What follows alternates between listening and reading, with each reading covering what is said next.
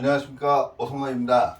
이번 시간에는 호랑이띠에 대해서 한번 논해볼까 합니다. 호랑이띠가 왼수로 느껴질 때예요. 왼수로.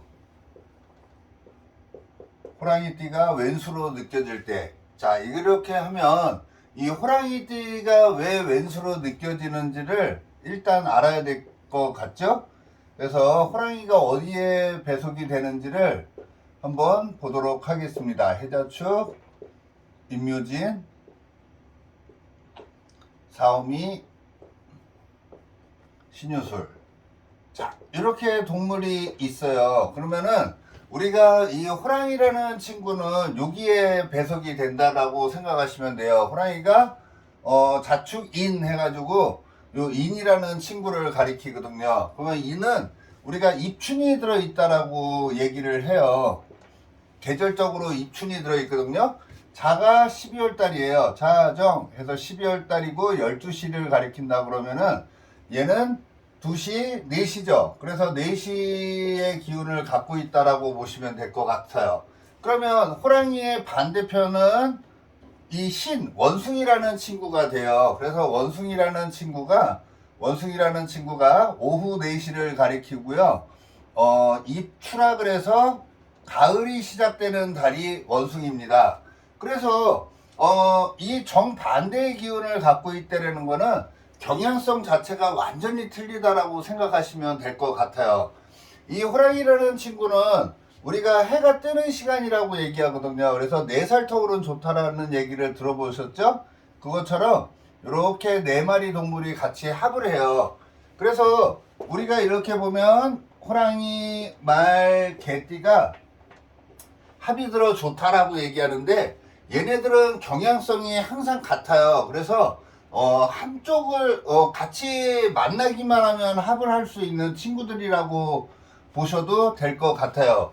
그러면 지향점이 같다라는 거는 만약에 내가 말띠나 호랑이띠나 개띠인다 그러면 이 친구들은 같은 대등한 관계를 원하는 거예요. 같이 대등한 관계를 원한다라고 생각하시면 되고 같이 엮여갈 확률이 굉장히 많은 게 호랑이띠, 말띠, 개띠입니다.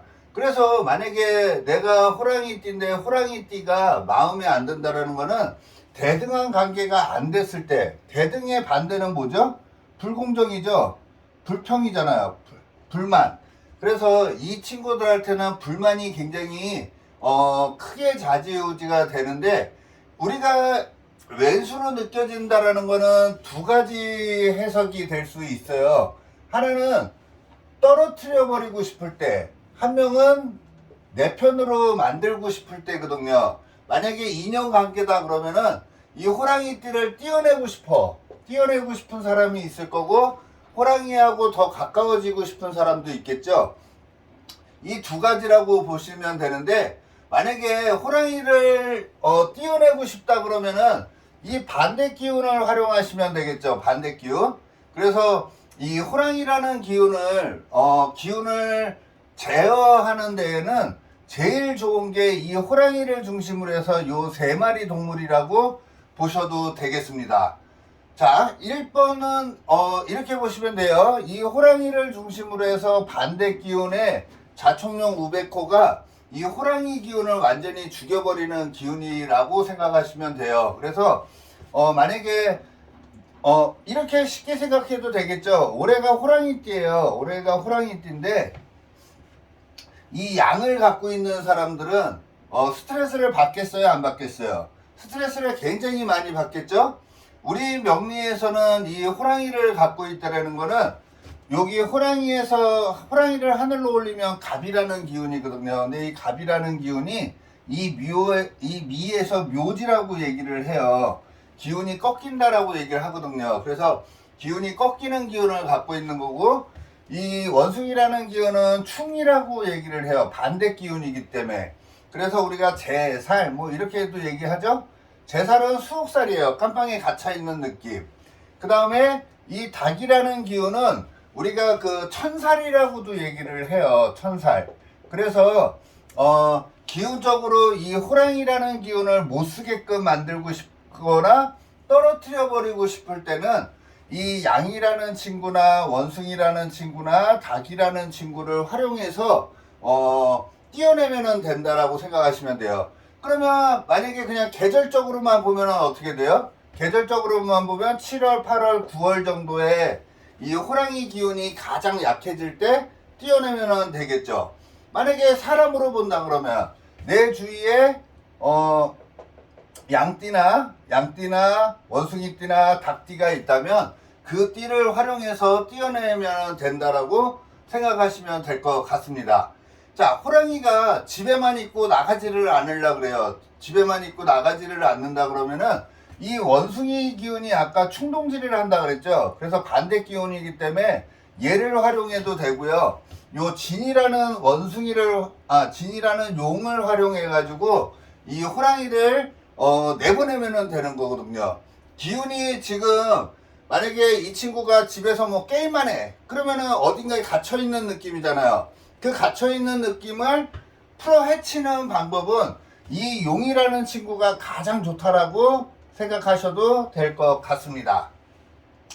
그래서 우리가 이 호랑이 띠를 왼수로 본다라는 거는요, 각 띠들마다 느끼는 감정이 틀리거든요. 그게 1번이라고 생각하시면 되고요. 뭐 이렇게 보셔도 되겠죠. 내 팔자에 호랑이가 있어. 이거는 좀 명리를 공부하신 분들이 조금 아실 수 있는데, 이렇게 돼 있을 경우에 이 호랑이라는 기운은 나하고는 정반대의 기운이거든요. 그러면 이게 왼수같이 느껴지겠죠? 뭐 나쁘게 얘기하면 왼수지만 여기에서 보면은 이게 편재라는 아버지가 돼요. 그러면 아버지하고 절단이 나 있는 상태라고 생각하셔도 되는 게 이런 식으로 팔자가 돼 있을 때 그렇군요. 그래서 올해 같은 경우에 이 호랑이가 들어왔을 때 왼수같이 느껴지는 동물들은 여기 양이라는 친구, 원숭이라는 친구, 닭이라는 친구예요. 그래서 올해 만약에 팔자로 이렇게 본다 그러면 올해 호랑이 해죠? 호랑이 해가 딱 왔을 때 만약에 여기에 신이 있고 유가 있고 미가 있다면 어딘가에 이런 동물들이 있다면 올해는 이런 문제들로 인해서 조금 스트레스를 많이 받을 수 있다 이렇게 보셔도 될 것 같습니다. 자, 이 호랑이라는 친구를 내 편으로 만들고 싶어요. 내 편으로 만들고 싶다면은 이 동물보다 우리가 윗등급을 사유축이라는 동물들이라고 얘기를 하거든요.